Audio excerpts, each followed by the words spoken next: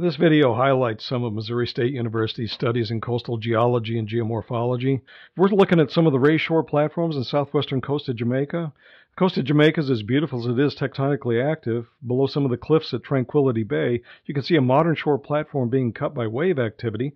The older platform surface on which the students are standing here is at the top of the Pleistocene Falmouth Formation. It's about 80,000 years old. That's when sea level was higher. And so that's 2.3 meters higher, but we don't know exactly if that was raised up by tectonism or if it was just sea level higher. But if you go farther to the north, north of Frenchman's Bay, north of Billy's Bay, we found evidence for late Holocene tectonism. Here you can see the modern wave-cut platforms below sea level, and then about 1 meter above sea level are these dry platforms. These dry platforms, in fact, are encrusted with worm tubes.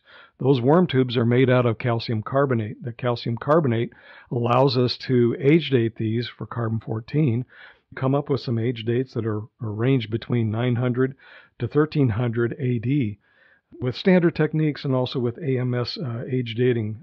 So these serpulid worms, in fact, encrust the tops of those platforms and then were raised tectonically by some sort of tectonic event here, some seismic event, earthquake or something like that.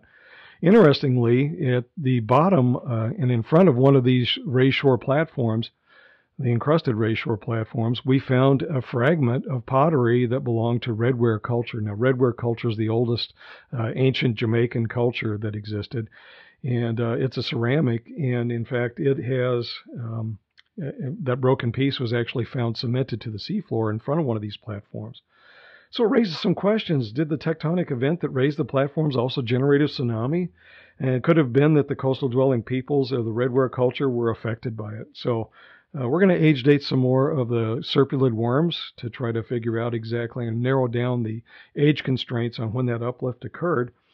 But this drone imagery is really fascinating, and it allows us to map the extent of these raised shore platforms and also to study them in detail because they form reef-like structures in their top. They're almost like tide pools, so there's a positive feedback mechanism with serpulid worm growth.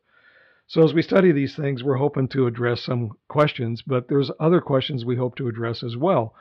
For instance, there's beach loss in this area, perhaps, and so we can assess beach loss. We can also assess coastal change associated with climate, perhaps. And so this is kind of the before picture, I guess you could say. Anyway, Missouri State is doing some interesting things with both drone imagery and in our coastal studies in Jamaica.